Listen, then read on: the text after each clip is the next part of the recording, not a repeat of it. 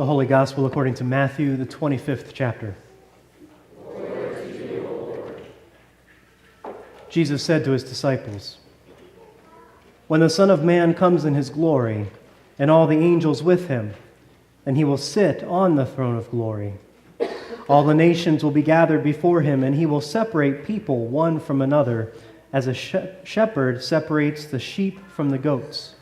And he will put the sheep at his right hand and the goats at his left. Then the king will say to those at his right hand, 'Come, you that are blessed by my Father, inherit the kingdom prepared for you from the foundation of the world. For I was hungry, and you gave me food. I was thirsty, and you gave me something to drink. I was a stranger, and you welcomed me. I was naked, and you gave me clothing. I was sick, and you took care of me. I was in prison, and you visited me.' Then the righteous will answer him, 'Lord, when was it that we saw you hungry and gave you food, or thirsty and gave you something to drink? And when was it that we saw you a stranger and welcomed you, or naked and gave you clothing? And when was it that we saw you sick or in prison and visited you?' The king will answer them, 'Truly I tell you, just as you did it to one of the least of these who are members of my family, you did it to me.' Then he will say to those at his left hand, 'You that are accursed, depart from me into the eternal fire prepared for the devil and his angels. For I was hungry, and you gave me no food. I was thirsty, and you gave me nothing to drink. I was a stranger, and you did not welcome me. Naked, and you did not give me clothing. Sick and in prison, and you did not visit me.' Then they will also answer, 'Lord, when was it that we saw you hungry or thirsty, or a stranger, or naked, or sick, or in prison, and did not take care of you?' Then he will answer them, 'Truly I tell you, just as you did not do it to one of the least of these, you did not do it to me. And these will go away into eternal punishment, but the righteous into eternal life.'" The Gospel of the Lord. Praise to you, O Christ.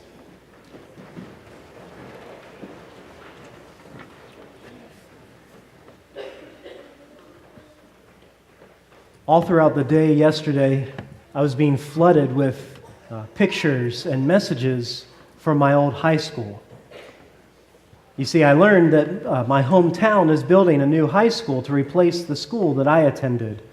The original building of the high school is over 90 years old. Apparently they can't keep it as nice shape as this place. But fun fact, it is one of 4 schools in the state of Maryland that still uses coal as its source of heat. And another fun fact, all 4 of those schools in Maryland are in my hometown. So really, they have some work to do, and they're starting with my old high school. So yesterday, they hosted an open house in the school so that anyone from town or the graduates could stop by and take a final tour of the building before its demise at the end of the school year. I learned that my family went and looked around, and I saw that a whole bunch of my friends and classmates also went, which is why I was seeing all these pictures come across through Facebook, and they were messaging me, and it was very nostalgic. Pictures of the auditorium where we had all kinds of programs, the band room where I spent a lot of my time, the gym where I didn't spend much of my time, the cafeteria, I spent a lot of time there, some familiar classrooms, those embarrassing class pictures that are in the hallway. Well, lots of memories from those days. Lots of stories shared with my friends about our time just in the past 12 or 24 hours. But there always comes a time where a new story must start. That, of course, happened at my graduation, as it does all of ours, but it also happens again in those times of transition, like this one, where they're moving from the old high school to a new building. So as you heard today, we're also in a transition point here in the church year. Today is the New Year's Eve of the church year. Christ the King is the final mark of time in the church year before a new year begins with Advent next week. I feel like some year we are going to end this service and go get those party hats and noisemakers, and then at the end of the service, after the final hymn, we're going to count down, we're going to drop confetti from the air and all shout, "Happy New Year!" as we go out the door and go on to our day. I mentioned that to council, they didn't like the confetti. But maybe some year without all of that other stuff, what New Year's Eve practices can help us today? Or what are some of those things that we tend to do at times of transitions that could help us today? Can we spend a little bit of time thinking about the past, remembering what we've done, considering the lessons that we've learned? It's also Thanksgiving week, so could we also recall and give thanks for any of those things in our past? And then after all of that, could we look ahead to what is to come? The New Year's also that time where we make those infamous resolutions. And especially in regards to those things that we can control, we can't be thankful for everything that's happened this past year, so we try to find those ways that we can improve ourselves for the coming year. Resolutions. Or in those periods of transition, we combine our memories and our stories and our lessons learned and form all of those into hopes and dreams for the next period of time that follows the transition. I'm sure there were lots of stories told about my old high school yesterday, and I guarantee that everyone who wandered through that old building probably had a dream for the students who were going to continue into their new building. So here at St. Paul's these past few weeks, we've been asking the question, how are we waiting?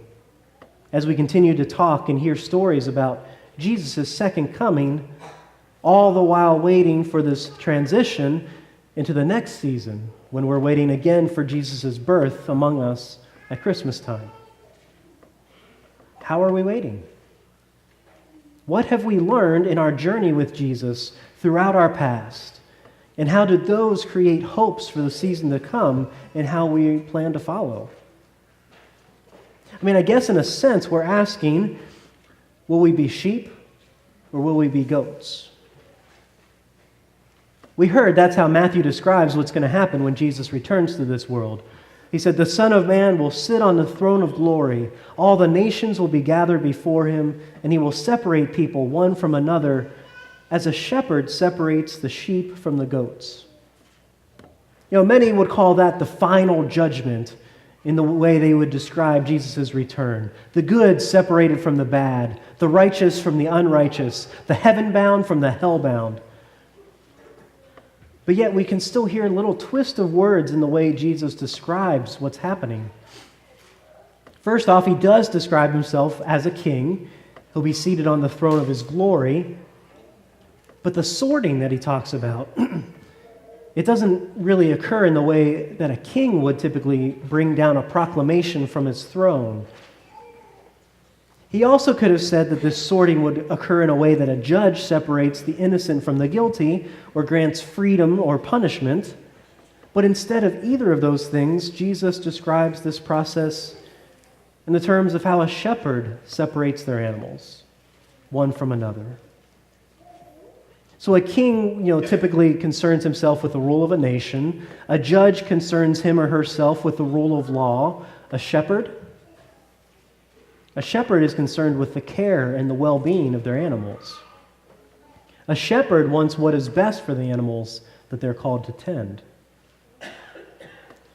So maybe the first thing we can lift up on this day of Christ the King is that Jesus is not like any other king or queen or ruler that we've experienced in this earthly world.